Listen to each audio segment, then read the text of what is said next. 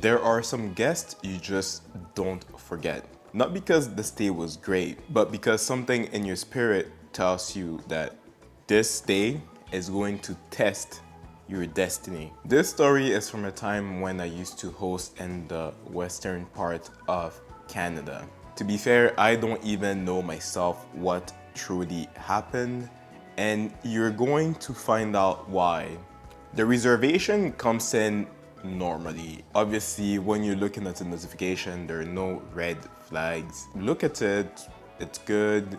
A group is coming, confirmed, everything just seems good, everything checks off. But I had a weird gut feeling. I just put that aside. Now, the day of check-in arrived, and the person that booked the stay is not anywhere to be found. And it's just a random family that has just appeared. They claim that they're on the reservation. Everything is very confusing. Everyone is just making it seem like this whole thing is normal. No one is being straight with the answers. Then the booker is telling me that, you know what, they're gonna go pick up their grandchildren. And to me, when you say that, like, I'm just assuming that, you know what, this is going to be an in and out and nothing more than that. To my biggest surprise, this became a sleepover. How did it become a sleepover? The parents of the kids that showed up at the house are now suddenly nowhere to be found. So they just decided to drop their kids, and then they're telling me that, oh, you know what, like these kids, like I'm trying to reach the parents and no one is picking up. Now my living room is a full-on cartoon set. We're just watching a bunch of cartoons, kids are running around, and I mean, it's a lot, especially when you're going over the occupancy set by the city. And plus, like, what am I supposed to do? Am I supposed to just like kick out kids in the middle of the night? This whole thing was a complete mess. At this point, I'm just asking myself, what did I accept in my life? Anyways, I proceed to the kitchen where I decide to make myself some delicious ground beef, of course.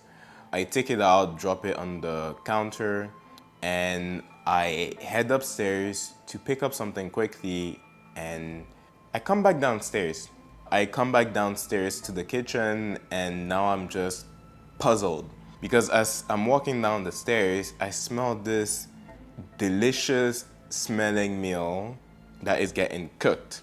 As I'm walking closer and closer to the stove, I can recognize some of my ingredients getting put in this mix. Now I'm just so confused because I had my ground beef on the counter and now it's no longer there.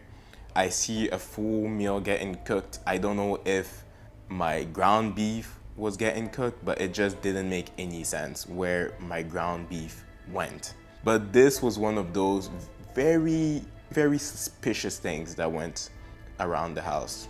People are just there like Chef Ramsay, just mixing up ingredients, and this is like a cooking competition now. Like at that point, I needed to end the reservation. But no, I decided to be patient. Huge mistake. Checkout day comes, and then that's when I notice a bunch of things are missing. And I'm not talking about the typical things that go missing. You expect like a TV, electronics, any of those big and valuable items. No, I'm talking about charger blocks, cables, a welcome basket, a lamp, like garbage bins. I don't understand what was going on with this booking. If they were making themselves like an exit basket with souvenirs or what, I don't know what the goal was. Honestly, these are the type of things you just take if chaos resides inside you. Like, why do you need all of these things? And I literally had to take a good amount of time just to process this because to me, this stuff here was not normal behavior. I spoke to the Airbnb support and the person on the line was even giggling because like, who the hell takes those items? Like, make it make sense. Honestly, I should have known because earlier, even in the reservation, there were a couple things that they did where, you know what, just addressed it right there and just like magic, quick to apologize. Oh, sorry, sorry, sorry. Oh, no, this is not what we meant to do. All these excuses and excuses. It was like some master manipulation and tactics that were getting used. At this point, this was not even disrespect. It was a lifestyle, it was a pattern, it was a calling, and it was for sure on purpose. No one can tell me otherwise.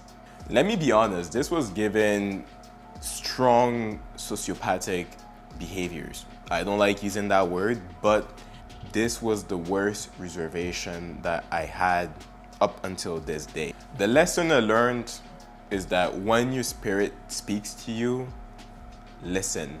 And if random people are also appearing in your listing, also listen and watch, because this isn't random, because that is your cue, that is your sign. Take it and go. All right, guys, so that's it for today's video. If you've enjoyed watching this video, please like, subscribe, and comment, and let me know what has been the weirdest thing someone has taken from your home. So with that, thank you guys, and see you guys next time.